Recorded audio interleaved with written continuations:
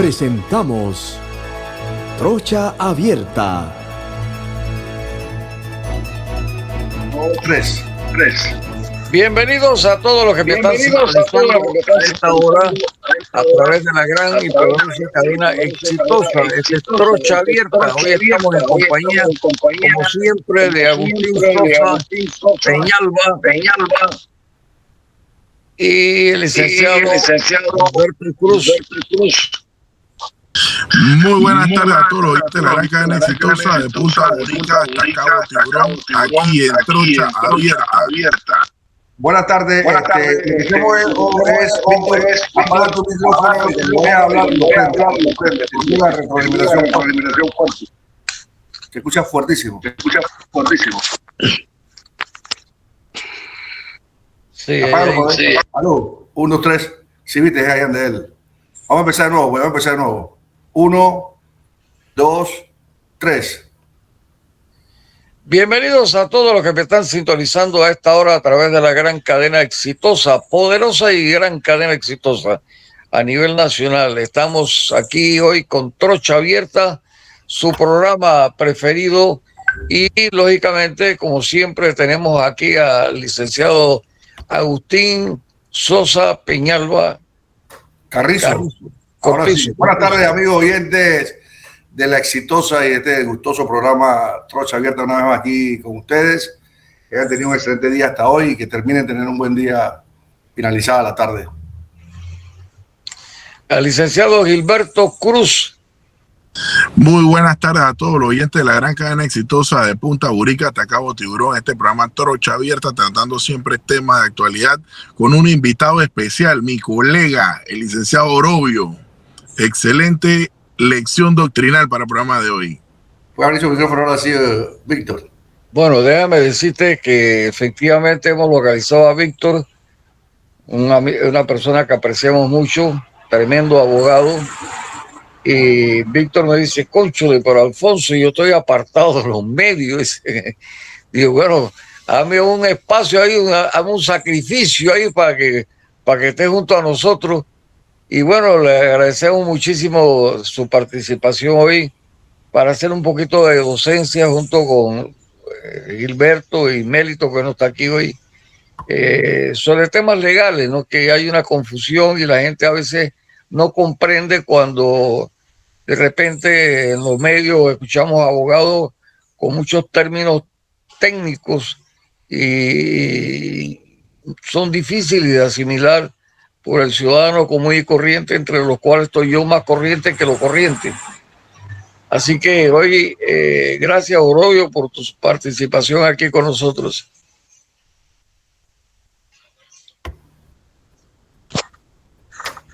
Agustín, Gilberto, Castillero, placer.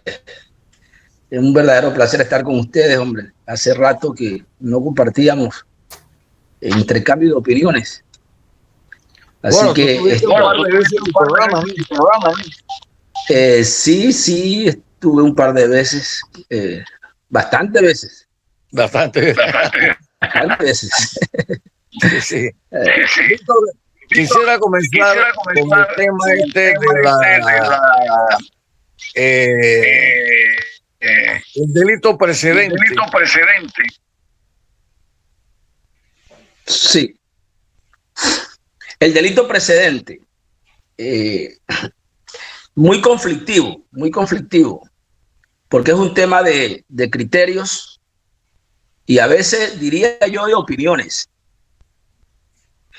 Y la única manera de entenderlo lo más fácil posible es que, salvo aquellos delitos que tengan como motivo la pasión, el resentimiento, el odio, la venganza, el resto de los delitos siempre tienen como propósito, objetivo, sentido, obtener dineros.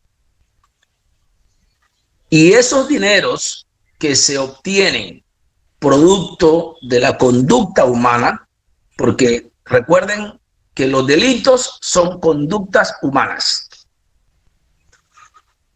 ese dinero, ese producto que se obtiene de esa conducta humana que la ley tipifica como delito, ese dinero, las personas ejecutoras del delito lo utilizan para comprar fincas, para comprar propiedades, para para introducir el dinero en los bancos, para comprar semovientes, para comprar bienes en general.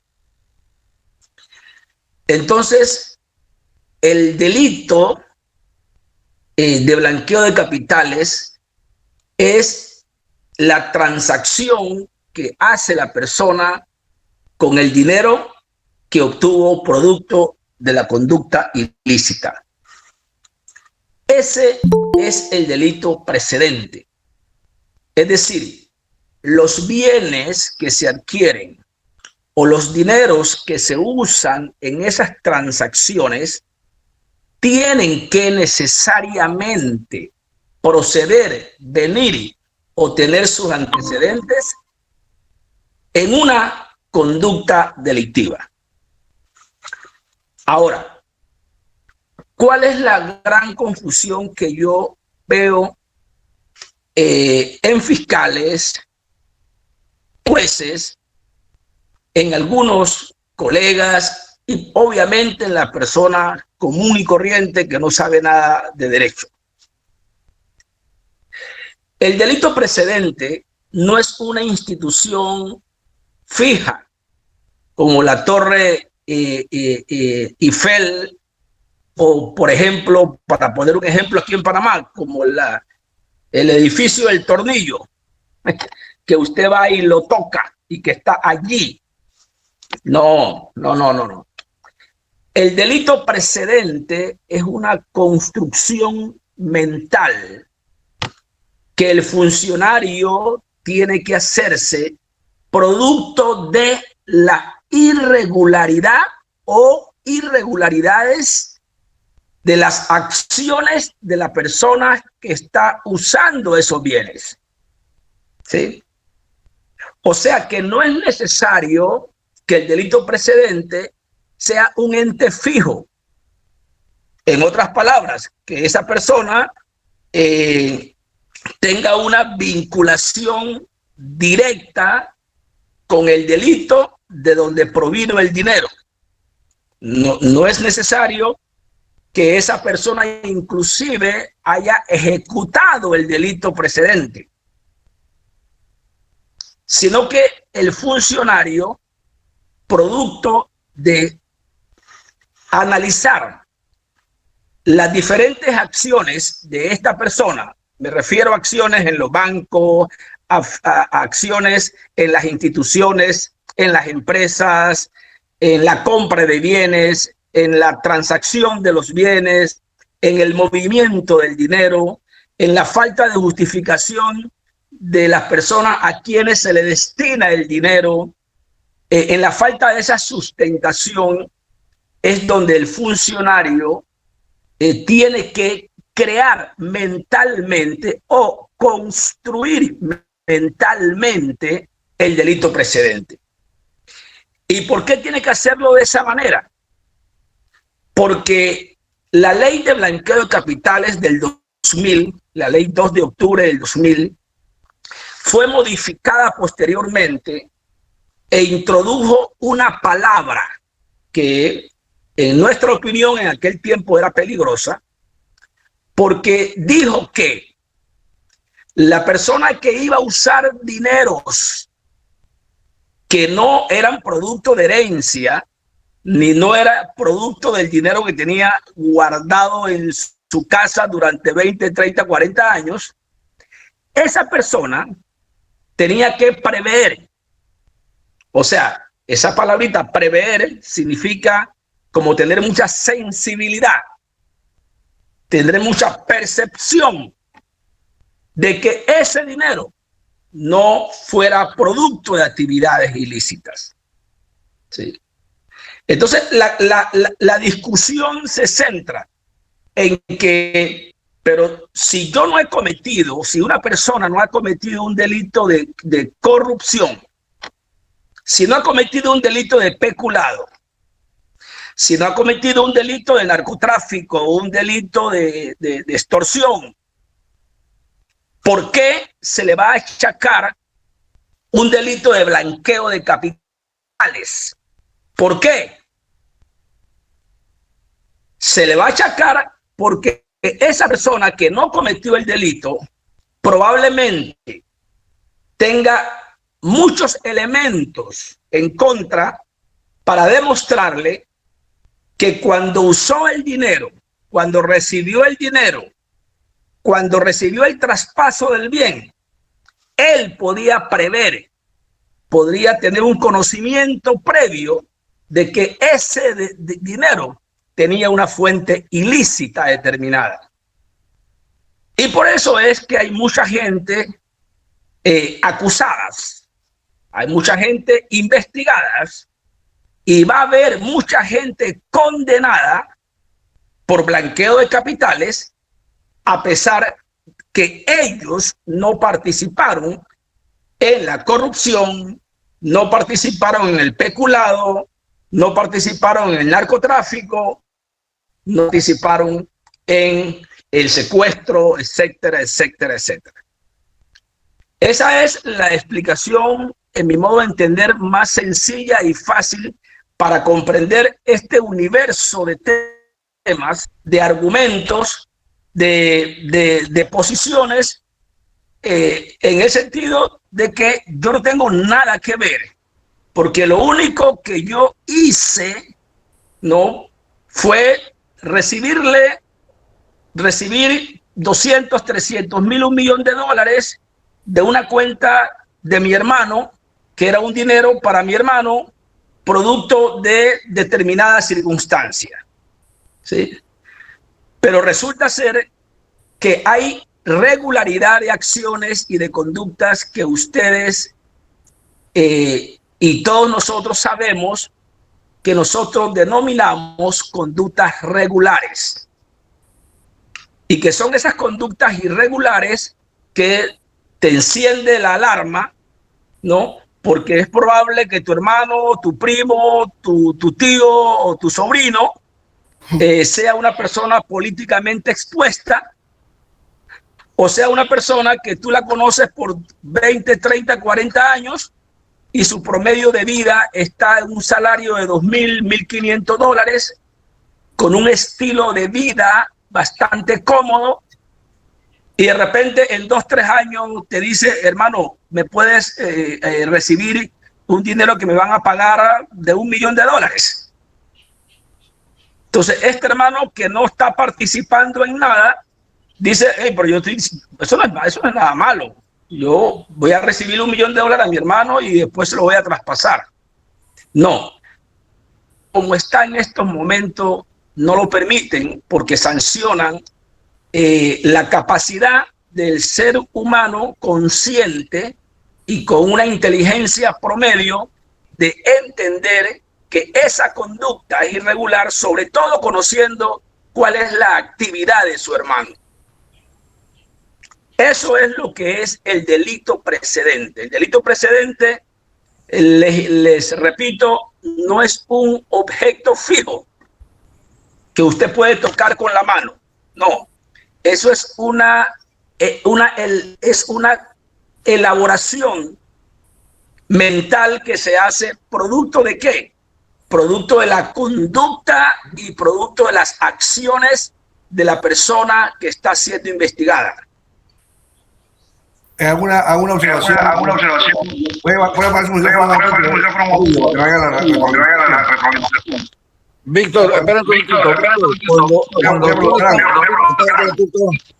Víctor, cuando no estás hablando, apaga el micrófono, y cuando vas a hablar, lo enciende. Así no hay retroalimentación. Correcto. Bueno, mire, lo que estoy entendiendo, Víctor Orobio, que usted lo que acaba de decir, es que independientemente de lo que sea, van a ser acusados por lavado de activos. Es lo que yo puedo entender de sus palabras, independientemente de que no venga. Ahora, se está usando una figura de lavado de activos.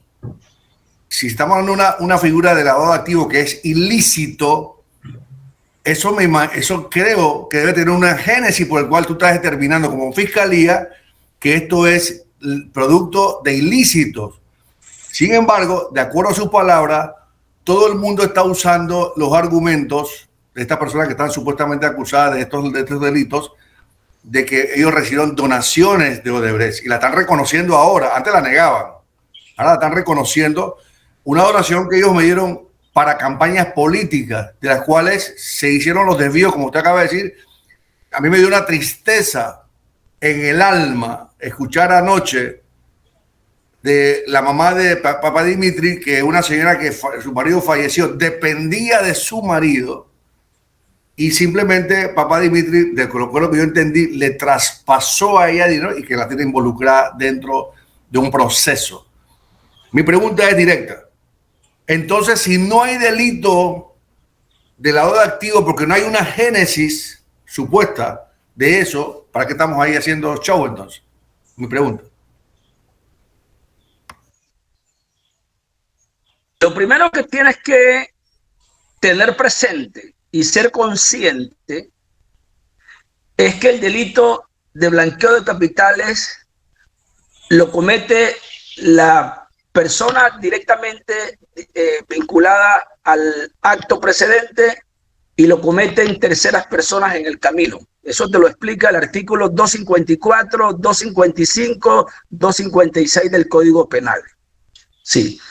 El delito de blanqueo de capitales puede alcanzar al abuelo y lo cometió el nieto. El nieto cometió el delito y puede alcanzar al abuelo o al bisabuelo. Sí.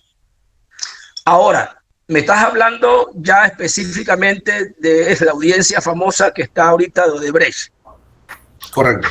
Mira, allí lo obligatorio de la juez que está llevando el caso es que ella debe hacer un análisis profundo de lo que es la conducta de recibir dineros para campañas políticas.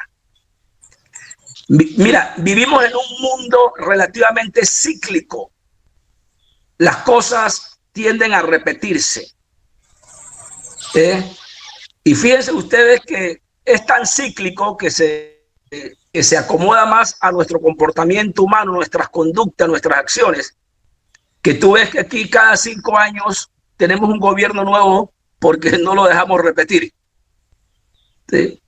Entonces, lo mismo ocurre con las campañas políticas.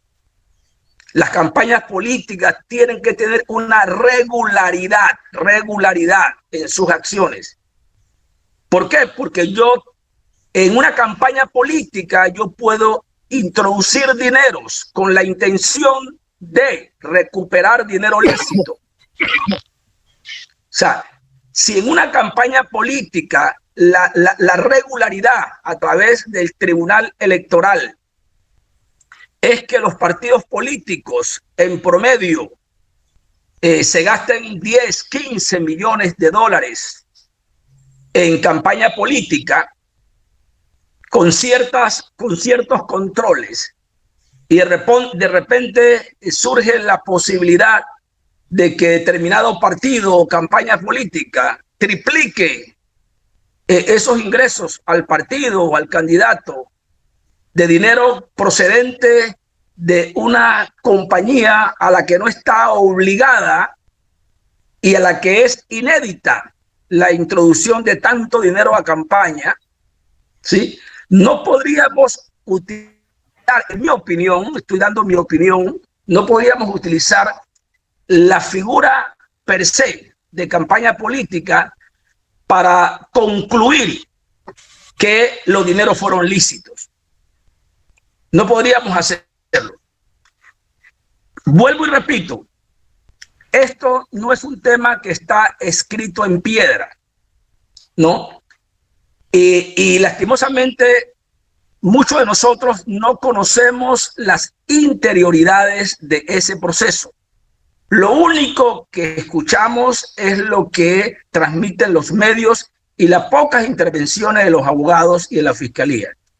Pero este es un trabajo que el juez o la jueza, en este caso una dama, y posteriormente el Tribunal de Apelaciones, que es el segundo Tribunal Superior de Justicia, y la Corte Suprema de Justicia, porque lo más seguro que llegará en casación, tendrán que hacer un análisis del comportamiento, de la regularidad, de la conducta de todos los actores, porque es allí donde se va a determinar si esas personas sabían y tenían conocimiento, ¿no?, de que ese flujo de millones tenían como espíritu, tenían como sentido, ¿no?, invertir el dinero en la campaña, pero que era un dinero ganado o comprometido producto de algún acuerdo previo con la empresa determinada. Ya ese es un tema de análisis profundo. Yo, en principio, el amigo Castillero me pidió que diera una asesoría con relación al delito precedente. Y el delito precedente es básicamente lo que le estoy diciendo. Y ese delito precedente no lo digo yo, lo dicen casi toda la doctrina, lo manifiesta de la misma manera, ¿no? Y la jurisprudencia también tiene parámetros claros sobre el delito precedente. El error está, ¿no?, cuando las personas piensan que el delito precedente tiene que ser una entidad tan clara que lo tienes frente a tu cara. No. El delito precedente se reconstruye con las acciones previas de la persona investigada. Porque mira, hemos tenido casos donde la persona investigada en realidad no tuvo absolutamente nada que ver con el delito previo. O sea, con la conducta de dónde surge el dinero o con el acuerdo de dónde surge el dinero. Pero resulta ser que posterior a recibir el dinero o posterior de encargarse de la administración de las empresas o posterior de ser custodio de los bienes, esa persona realiza varias acciones y todas esas acciones le estaban indicando a la luz que eran acciones o que le estaban pidiendo hacer acciones extrañas y raras, no común dentro de la cultura bancaria, no común dentro de la cultura empresarial, no común dentro de la cultura del diario vivir de nosotros, ¿sí? Yo no puedo ser abogado en 25 años y a los 2 años, oye, ya tener $5 millones, al menos que agarre un caso de milagro que yo pueda justificar y que me gane $5 millones, ¿no? Pero sí es probable que después de 30 años de ser abogado me puedan revisar y me encuentren un parcito de dólares. Pero hay una trayectoria, hay una experiencia, hay un comportamiento producto de mis acciones. Eso es delito de blanqueo de capitales y esto es el delito precedente. Okay. Preguntas, amigo. Tenemos al licenciado Mélito. Apágate el micrófono. Eso. El licenciado Mélito González, buenos días, Mélito. Buen día a todos. Bienvenido al colega entrevistado, escuchando con detenimiento. Quiero acotar un par de cositas allí, ¿verdad, colega? Si me lo permite. Víctor Orovio. Víctor Orovio, ¿cómo no?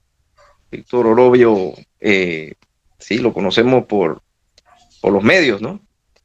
Sí, colega Víctor. Ok, yo quiero acotar, pues ya esto lo habíamos señalado aquí en este programa en un par de ocasiones, el tema del delito precedente, pero me alegra que usted pues lo diga con toda propiedad. Sé que usted es especialista en derecho penal, yo no. Yo litigo acá en Chitré varios temas, pero bueno, tenemos nuestros conocimientos. El problema porque la preocupación del amigo y Dios primero, futuro colega Agustín Sosa, es como pensar que hay una injusticia en el tema de que pues una persona que en un momento dado recibe un dinero sin tener la mala intención o la malicia o digamos el deseo de cometer un delito y se ve envuelta esa persona en esta actividad, como planteó el caso específico que señaló, tenemos que entender que la ley, ante ciertas modalidades delictivas, prevé, ¿verdad?, la posibilidad de que alguien salga con una excusa o tratar de excusarse, a pesar de que señala la ley que el desconocimiento de esta no sirve de excusa. Pero sí puede salir alguien diciendo así: mira, yo no sabía dónde venía este dinero y yo no tuve nada que ver con eso, y que era mi hijo, que era mi papá, que era mi abuelo, que era mi tío. Y la ley prevé esto porque dentro de estas modalidades delictivas, como el blanqueo de capitales, efectivamente una de las prácticas más comunes es utilizar una coartada, una entramada o una especie de recursos como sociedades anónimas, terceras personas, para hacer ver que ese dinero o para poder lavar ese dinero, hacer ver que ese dinero es realmente limpio, ¿no? Entonces, lamentablemente, la ley prevé en estos casos que, de acuerdo a los verbos rectores, que no necesariamente la persona tenga que participar de los delitos previos, sino que una vez se tenga la suficiente, como ya lo habíamos señalado, la suficiente evidencia de que es producto de actividades delictivas, pues ya procede. Yo lo había dicho específicamente, quise ser un poquito fuerte y dramático en el caso del tráfico de armas, ¿no? Que si yo me dedico, por ejemplo, al tráfico de armas y me hacen un depósito de $1 millón porque me presté para pasar armas digamos, de Colombia a Costa Rica o viceversa.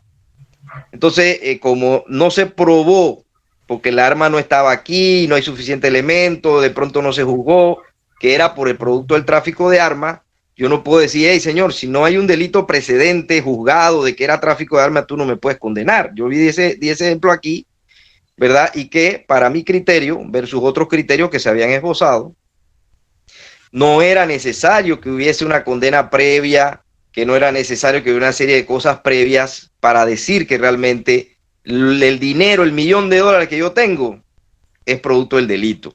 Porque por lo menos hay una falta de justificación de dónde salió ese dinero y yo tengo que buscar la forma de justificarlo. Y ahí entonces caemos en otro problema, que es la falsa o la justificación indebida o la mala justificación de ese dinero. Ese por un lado, ¿no? Y por otro lado, para dar un ejemplo sencillo, una vez un cliente tenía que pagar unas prestaciones, a un cliente le tenía que pagar unas prestaciones, $15,000 de una demanda laboral que gané, y el abogado, y el demandado me llama para decirme que me iba a pagar, que iba a ir al banco a buscar la plata y que me la iba a entregar. Y yo: no. Si usted va a buscar la plata al banco, usted la saca del banco, pero usted mismo va conmigo y la deposita en mi cuenta si quiere, porque yo no voy a quedarme con este dinero en efectivo acá. Yo saqué mi copia de resolución de haber ganado las prestaciones laborales. Él sacó en billetes de 100 y nos dirigimos a mi cuenta y el señor depositó allí y yo le dije: mira, estos $15,000 aquí está, yo gané esta demanda laboral. Y los billetes, como eran de 100 en esa época, eso fue hace ya más de 15 años, 10 años, 15 años, el banco se tomó, ¿verdad?, la molestia de fotocopiar cada uno de los billetes de 100. Eso es más o menos, ¿verdad? Porque yo de muy buena fe pude haber dicho: no, tráeme la plata, yo la guardo aquí en un maletín, $15,000, y después yo se lo entrego al cliente. Pero eso tiene unos problemas, ¿verdad? Y es lo que quiero usar como docencia para la gente. No es común, ¿verdad? Como ya lo dijo el colega Víctor Orobio, no es común que a mí un hermano me llame y me diga: préstame tu cuenta bancaria porque tengo que depositar $100,000, $200,000, $50,000. Eso no pasa. Eso no pasa porque primero mis hermanos, si tienen que hacerlo ellos, yo sé que ellos trabajan. Uno es gerente de un banco, el otro es médico. Perdona que te interrumpa, Melito. Y si el dinero que te mandaron, o sea, el destinatario final, no llegas a ser tú, ¿qué pasaría? Bueno, pero ese ya es otro tema de carácter técnico, porque de igual manera, si, como dice, ¿no? Ya yo te di el ejemplo, el caso del cliente. El destinatario del dinero es esos $15,000, no era yo. Pero como el cliente en ese momento, él era transportista de unas prestaciones laborales, andaba en un viaje y no podía recibirlo, entonces yo tuve que decirle, bueno, vamos, yo lo recibo, lo voy a depositar en mi cuenta. Pues yo no soy el destinatario, pero yo sí fui precavido, ¿verdad? Con esos $15,000 y le dije a la gente, al señor, no, venga conmigo, usted mismo va a llevar esa plata en la mano, te llévela y la va a depositar usted en mi cuenta. Y ahí llega y una vez expliqué, salió un oficial, empezó a fotocopiar todos los billetes de 100 y se fue dando. Manito, ahí hay una justificación por el cual tú tienes ese dinero en tu cuenta, ¿no? Porque eso es lo que quiero decir. A eso me refiero. O sea, uno no puede andar recibiendo plata y después decir yo no sabía, yo no supe. Eso es lo que quiero más o menos. Que el oyente, porque quiero hacer docencia, ¿no? Porque, yo no supe, lo que pasa es que me pidieron que el favor de que me iban a depositar $50,000 porque no sé qué, que por aquí, que por allá. No, eso no crean que van a llegar con esa cara así de justificación de que sí, porque eso es lo más común, tratar de encubrir y después tratar de justificarse. Lo mismo pasa con el delito de droga, eso contra la salud pública. La ley, para evitar eso de que yo no supe, yo no era, esto no es para mí, previó y estableció unos verbos rectores que establecen que el que tenga en cualquier título, bajo cualquier título, es decir, te lo dieron, te lo encontraste, lo agarraste, te lo pusieron en el bolsillo, lo que sea, después que tú puedas probar que tienes una posesión directa de alguna manera, ya tú eres responsable. O sea, no puedes salir, no, mira que es que mi amiga me metió un pase aquí en el bolsillo. Hey, posesión, estabas en posesión. Y si es una cantidad mayor, pues se presume, hay una inversión de la carga, inclusive de la prueba, que ya no le corresponde, ¿verdad?, al Ministerio Público probar, sino lo contrario, y ya tú no puedes decir no porque yo no sabía, yo no supe, yo no era, yo no estaba, no. Inclusive eso considera un indicio de mala justificación. Bueno, pero aquí el especialista es el doctor Orobio. Adelante. Mira, yo quiero referirme a dos aspectos. El primero es el consentimiento. Refiriéndome sobre el tema de la señora que mencionaste, que el hijo le depositó o le transfirió o recibió en su cuenta una cantidad de dinero, ¿verdad? Ese fue el punto. Allí obviamente pudiera existir el desconocimiento de la acción, ¿no? Combinado con el consentimiento y desconocimiento de la acción. O sea, pudiera haber no dolo. No dolo significa no conocimiento, ¿sí? ¿Y por qué pudiera existir esa figura en el caso de la señora? Porque eso va a depender. No es porque es el hijo, señores. Es que ese no es el punto. Va a depender de la cuenta corriente o el flujo de caja o de la costumbre como se manejaba la empresa familiar, ¿sí? Si existe una cultura o existe un nivel de flujo de caja o de cuentas corrientes en una empresa familiar, ¿no? Donde para solventar cualquier obligación, usted le dice a su hermano, hey, transfiérame $100,000 que necesito urgente para un negocio. Yo te los transfiero después. Y yo recibo $100,000 de mi hermano para un negocio y luego 2 o 3 días después se los devuelvo. Y yo logro demostrar que esa conducta es recurrente en la movilización de nuestros negocios empresariales, ¿no? Allí no hay dolo. No hay consentimiento, ¿sí? ¿Por qué? Porque eso es cíclico, común y corriente dentro de esa actividad. A eso es que me refiero con conductas recurrentes, con conductas normales, ¿sí? Pero si eso no existe y de la noche a la mañana la señora recibe $1 millón en su cuenta y se da cuenta que lo recibió, y sabe que su hijo en ese momento es ministro de Estado, o probablemente sabe que su hijo en ese momento está siendo objeto de una investigación preliminar o una investigación formal, Eso es lo que se conoce como dolo.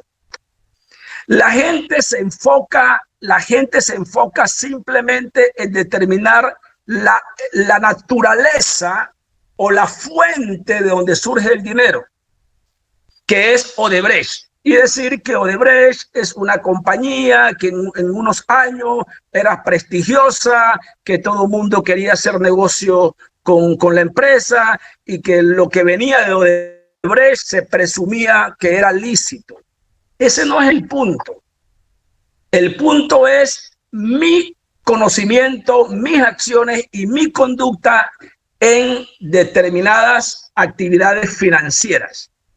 Porque la irregularidad surge a partir de que yo veo en mi cuenta un dinero que no es mío, ¿no?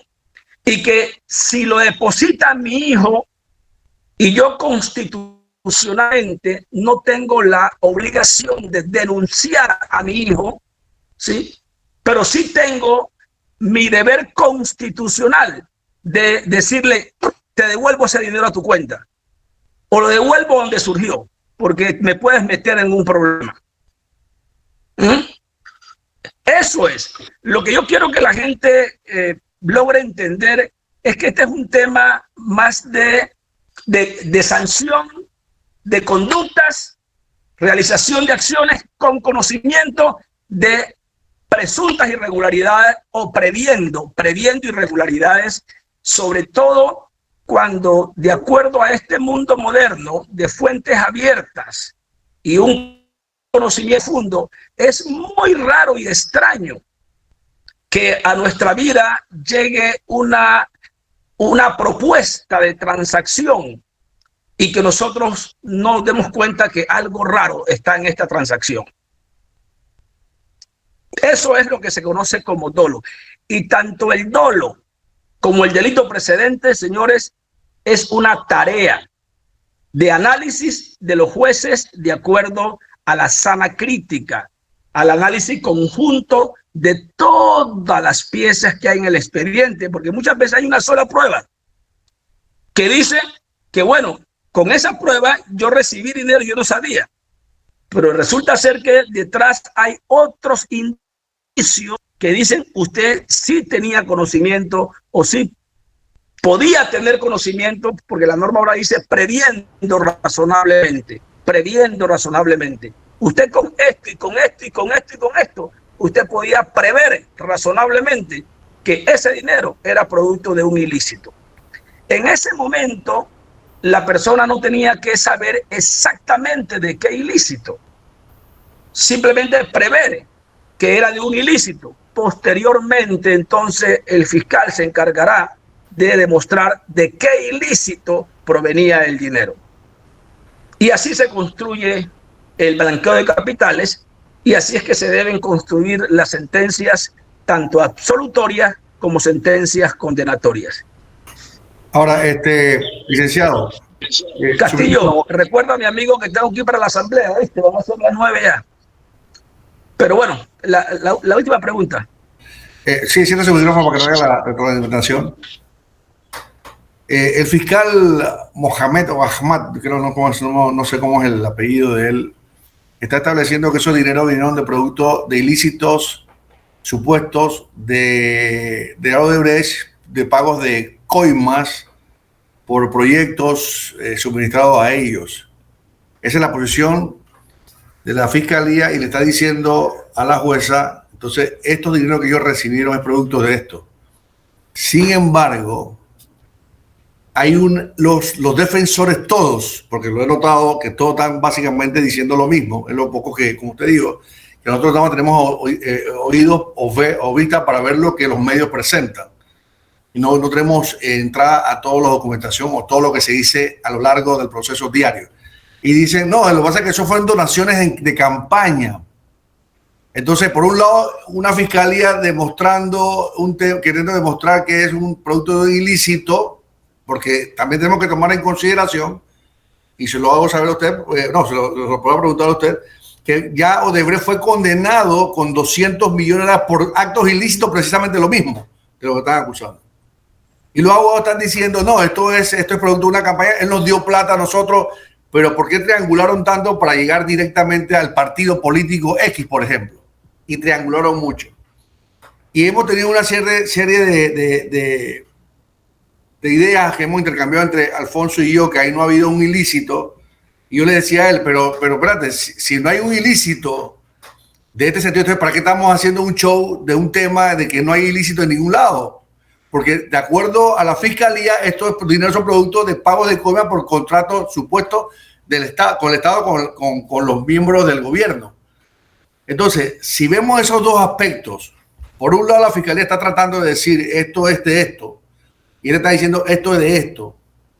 No hay una fórmula como lo que son la auditoría forense de determinar realmente si eso es realmente lícito, lo que dicen los abogados al defensor, o es ilícito por lo que dice la fiscalía con relación a demostrar ambas partes que realmente hubo o no hubo dolo. Mi pregunta es esa, o sea, ¿cómo podemos demostrar entonces? Porque si no vamos a entrar en un show que mañana la corte, la jueza podrá decir, mira, lo que yo estoy notando aquí es que fueron donaciones y todo el mundo para su casa y feliz y contento todo el mundo con su dinero, sea ya lícito porque ya lo legalizaron a través de una sentencia de una jueza, o decir ilícito porque sí se demostró con la fiscalía que eso pasó. Entonces hay una confusión, o es lícito o no es lícito, o es simplemente donaciones y no es producto de.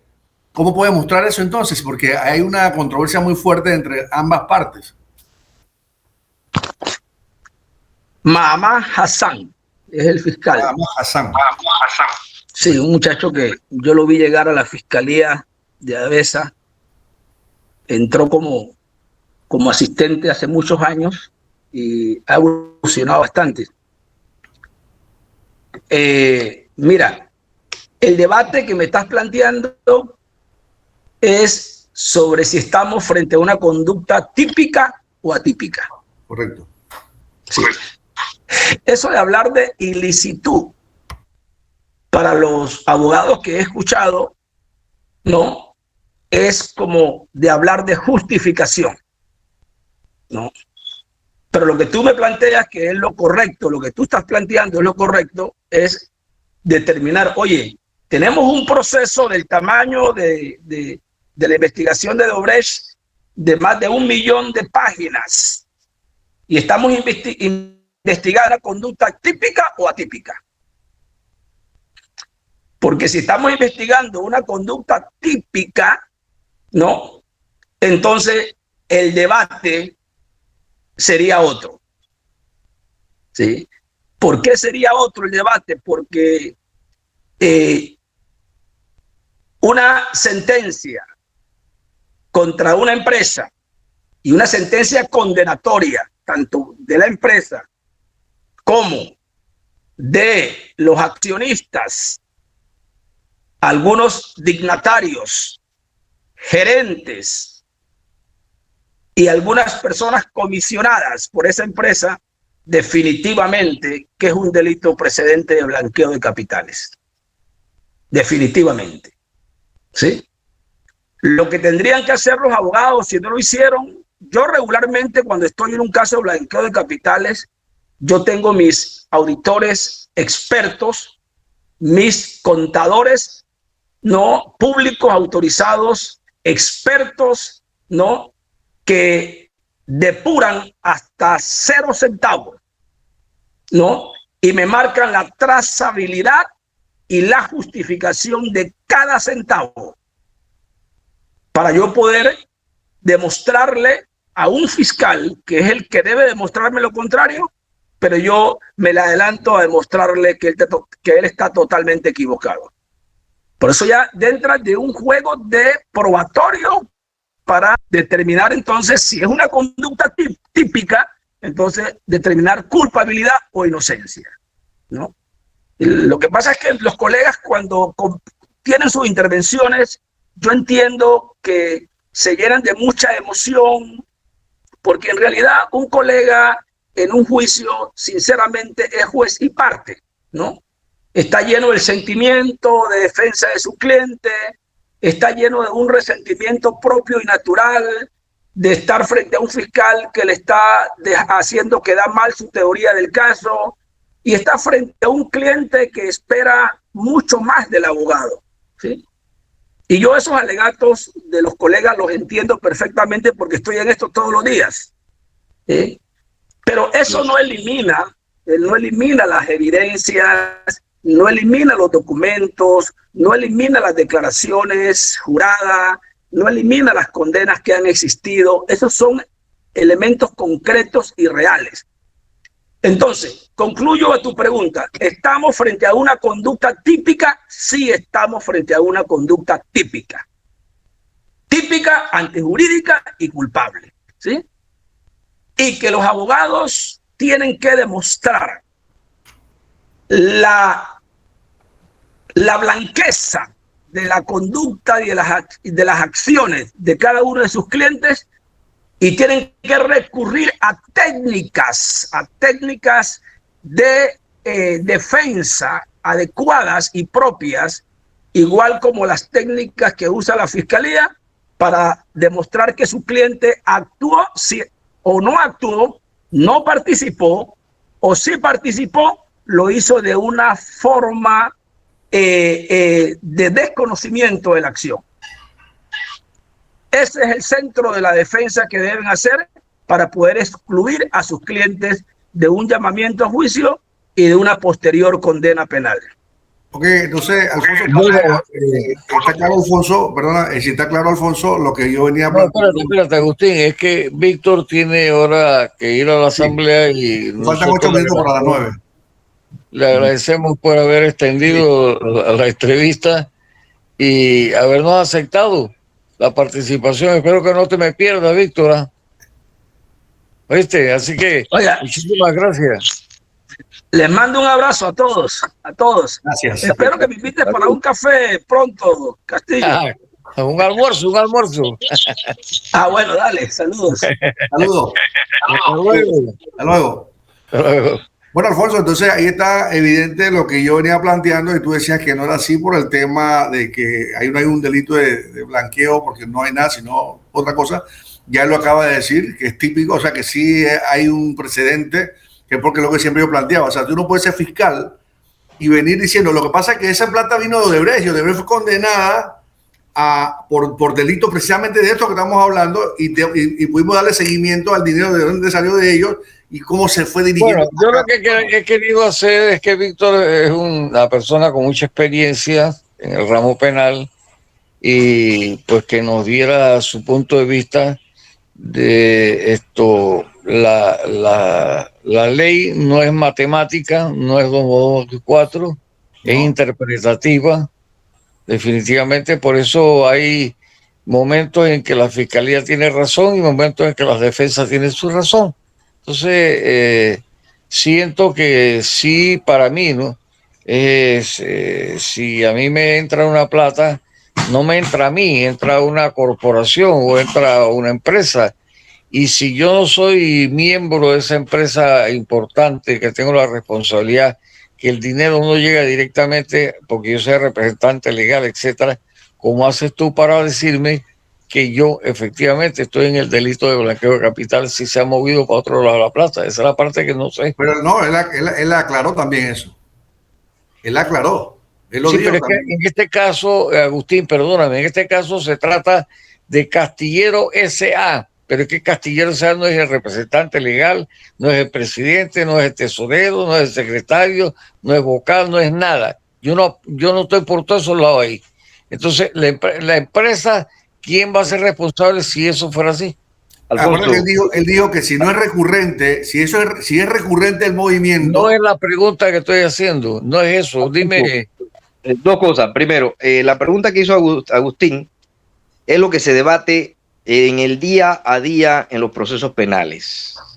Siempre el debate va a ser, ¿eres culpable o no eres culpable? ¿Es una conducta típica o no típica? Que ya lo hemos dicho aquí, ¿es antijurídica? ¿Hay alguna causa de justificación? Ahora, puntualmente la pregunta de Alfonso es la siguiente. La empresa tiene controles y la empresa sabe de quién recibe y de quién no. En ese sentido, como él dice, si se puede prever, como dice la norma, razonablemente de que es un movimiento que puede ser ilícito, pues hay formas de que la empresa diga, ve acá, esto dónde salió. Como yo dije en el caso de los bancos tienen controles internos y externos que verifican estos movimientos extraños que se dan, ¿no?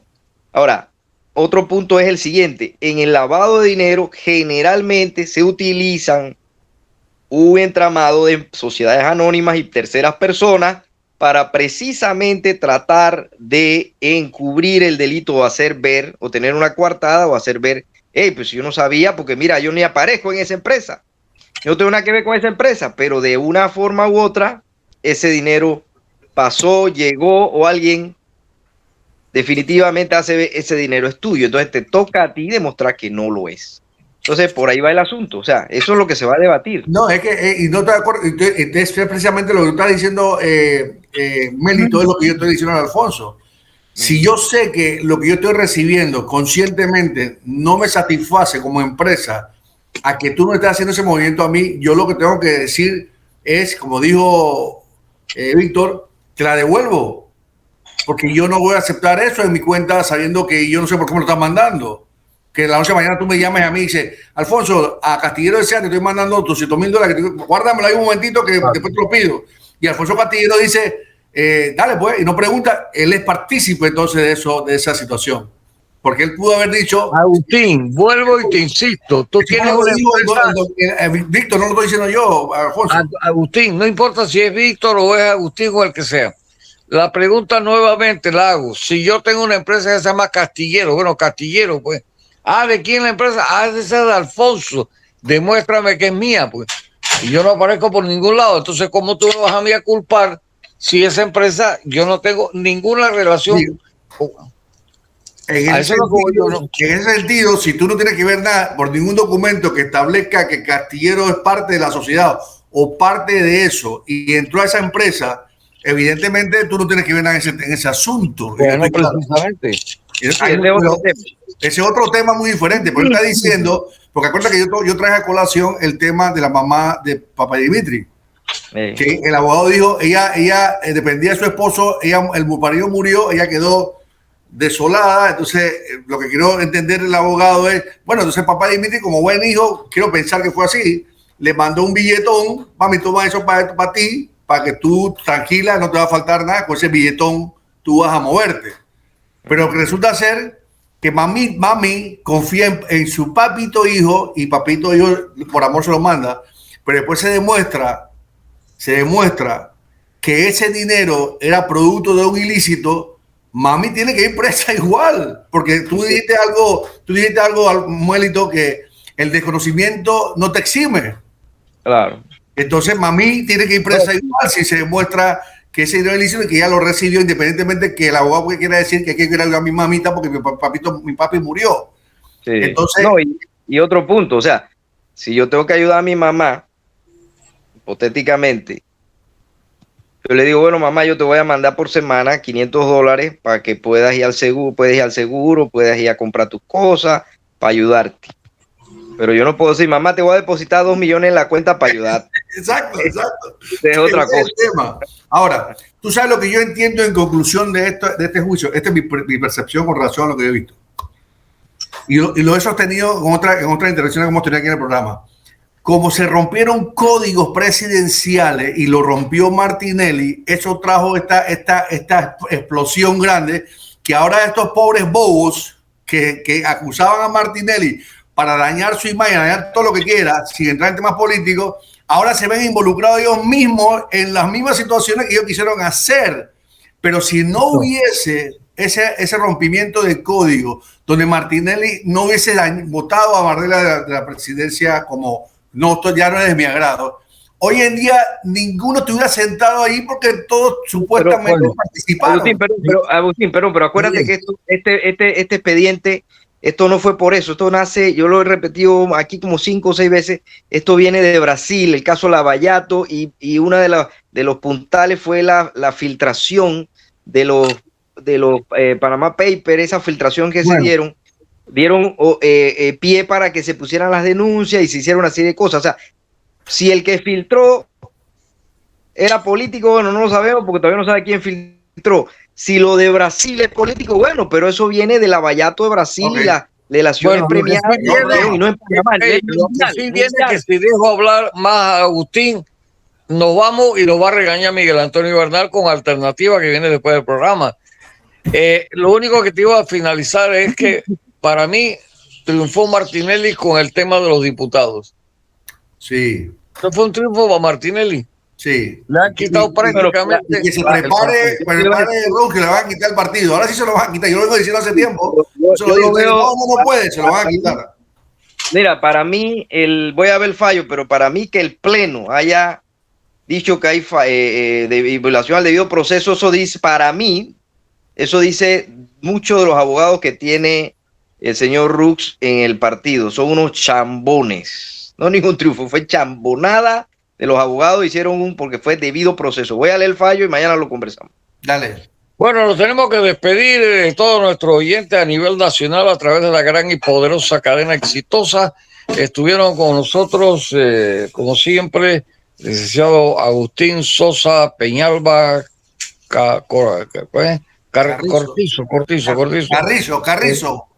Carrizo, perdón, sí, Cortizo es Mélito González, el licenciado Mélito González Carrizo.